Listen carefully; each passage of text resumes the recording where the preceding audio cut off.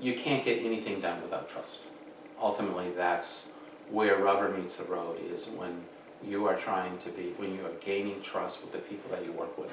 If people don't trust you, you might as well quit, because it's not going to happen. You're constantly going to be second guessing yourself. You can't do anything without trust. And first and foremost, trust is first of all given before it's received. You have to give trust to get trust. And so, as a leader, you are the one who sets the pace for that. You first have to give trust before you can receive it. And you can't expect people to trust you first thing out of the box. And you have to trust them first. So if you don't trust them, you have died at the starting line.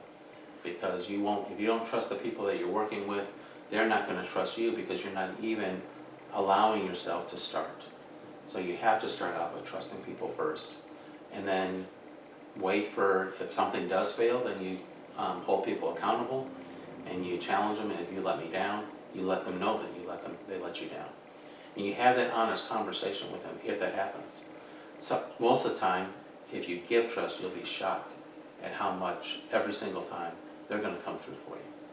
And then eventually you will begin to receive their trust as well. And you have to wait for it. Everybody's on their own timetable. You can't demand that someone trusts you. All you can do is wait to receive it. And you have to be constantly giving it of your own.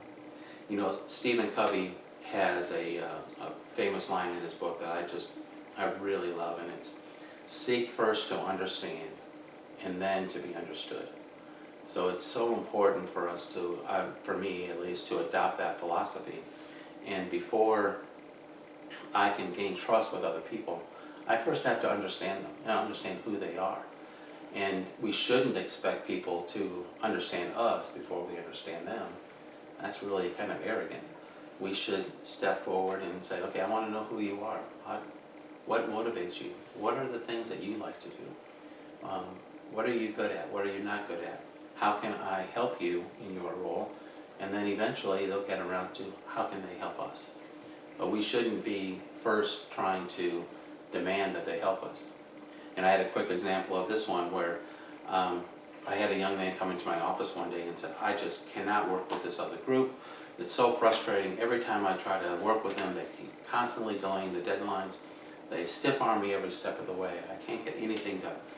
And I simply recited the Stephen Covey principle. I said, well, just seek first to understand them, and then let them try to understand you. So seek first to understand, then to be understood.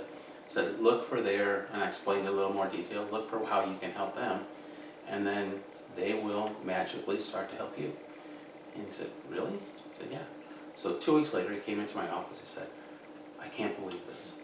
This is the most magical thing that's ever happened to me in my entire life. He said, this is my biggest life lesson I've ever learned. He said, I tried this 7 different times with 7 different people, and it worked every single time, like magic. He said, I cannot believe this works. All I did was try to understand them first, give them a hand with what they were doing, and instantly they were helping me with my stuff. He said, this is so powerful. He said, you just taught me my greatest life lesson ever. And I was on cloud 9, because for someone to learn that way was amazing, and to see him grow and learn was just phenomenal. But I remember that day like it was yesterday, because that was one of my most significant memories in work, was seeing him learn and grow that way through that. And it's such a powerful tool that we so often underestimate. And it's a critical element of working together as a team. And that's all tied up in trust.